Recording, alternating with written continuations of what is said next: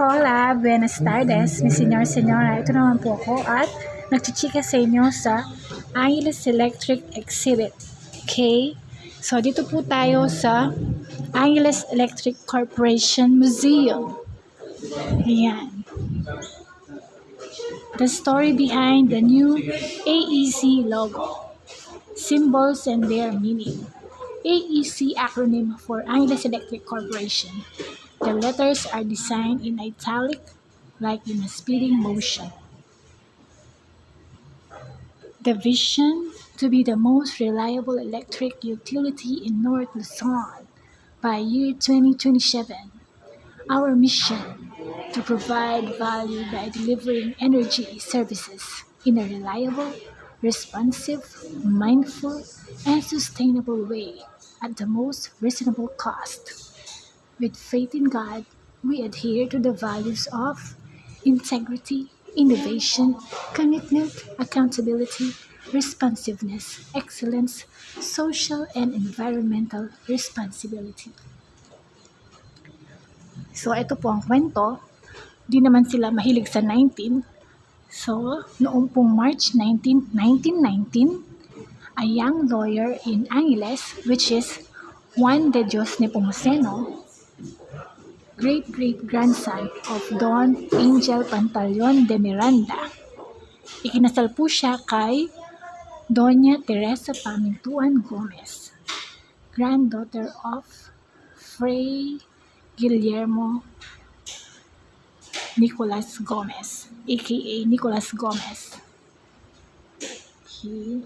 So ito po ang Pisambang Maragul, simbahang malaki. Ayan. So, meron po tayong model house. Ayan po ang model house. O, diba? Ito po ang mga uniform ng mga Angeles Electric employee. Ayan po ang mga employee ng Angeles Electric. Okay. Yan po ang kanilang mga lumang retrato. O, diba? Sa mga millennials, sa mga Gen Z, sa mga Alpha, kung hindi kayo nakakakita ng tunay na telepono, ito po ang telepono. Yan po ang tunay na telepono.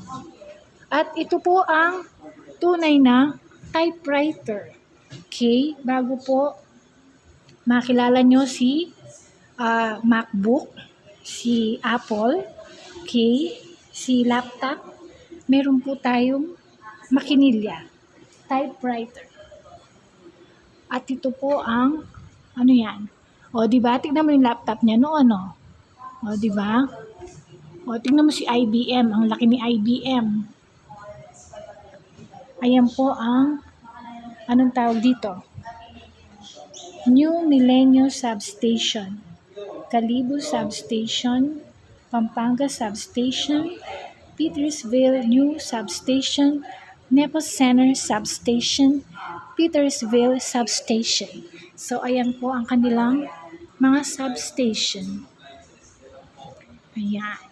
So, shoutout ulit kay Madam Pani. Madam Pani, nandito pa rin kami ni Madam Sheng sa ating alma mater sa Holy Angel University. Toward the future, Maria Rita Josefina Chua. Modernization and Growth, Heromine T. Nepomuceno Jr. Building a Legacy, Peter G. Nepomuceno.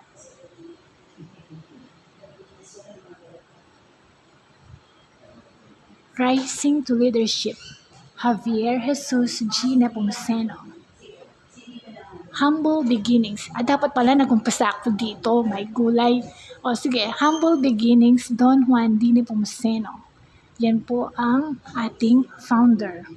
Dito po sa Holy Angel University. At ang kanya pong may bahay, si Doña Teresa G. Nepomuceno.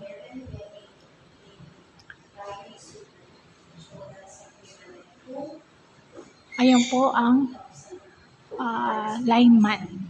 Okay.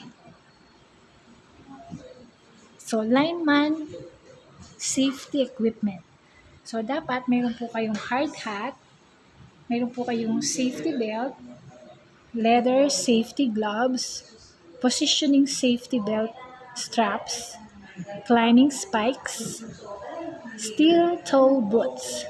O, di ba? Yun. And then, power and light. Ayan. Power and light. The story of Wireless Electric Corporation and the remarkable family behind it. Okay? Ayan. Ayan. And then, AEC memorabilia. Engineering library, ang po itang Ang ganda nun. yung kaya theater library. Meter reading instrument. Ngayon, yung meter reading, ano na rin, high-tech na rin. Hindi na sila gumagamit ng ganyan. Okay. So, ayan po ang mga staff ni Sir Robbie. Shout out to Sir Robbie. At ang kasama ko po ay si Madam Sheng at ang kanyang unika iha na si Pauline. Okay.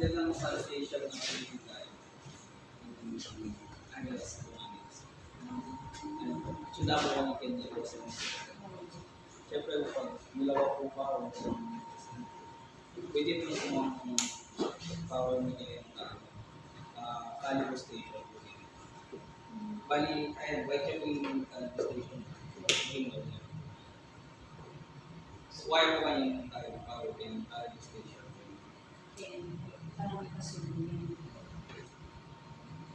Gusto lang ito makagawin ng AEC dahil ang purpose ng supply ng sumo ay walang grocery. Church-based kaya ang pwede kayo ang i-receive it. Kaya kami nung lang sa station po. Yung New Petersville. Bali yung Petersville po yung Peter G. Opo. Nangaya ko po ang wine. Ibalido ako. Ano yun? Kaya niya ako. Kaya pangatlo po, hindi po. Ayan. ABC. Ano yung ABC Hotel? Bandaya po kaya. May millennium po. Nandun mo mag-vlog ka pa yan. Yes. I'm listening.